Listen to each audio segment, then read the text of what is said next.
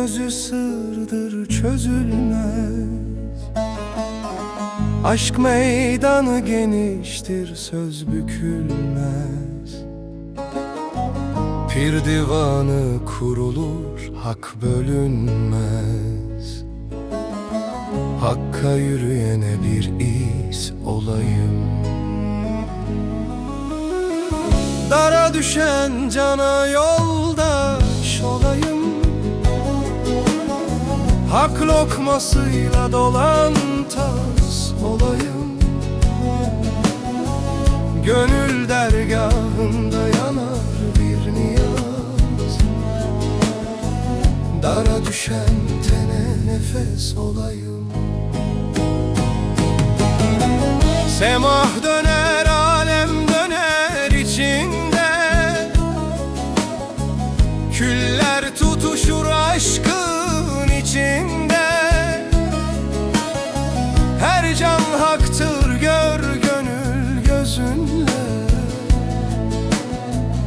Cana can bir öz mihman oyum.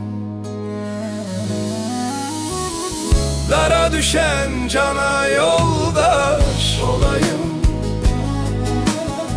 Hak lokmasıyla dolan tas olayım. Gönül dergahında yanar bir niyaz. Dara düşen tene nefes olayım.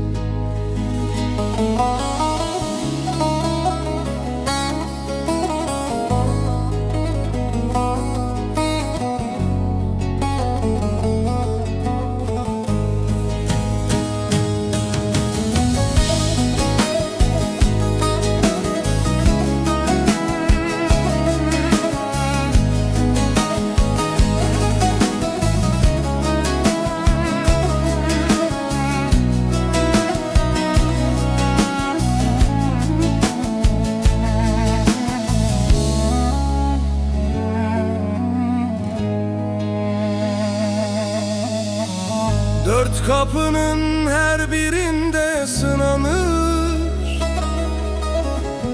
Erenin himmetinde aranır. Yol uzun, yollar gönülce inanır.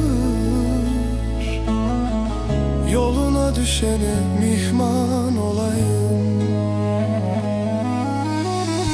Dara düşen cana yoldaş olayım.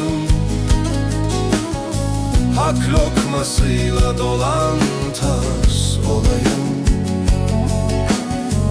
Gönül dergahında yanar bir niyaz. Dara düşen tene nefes olayım.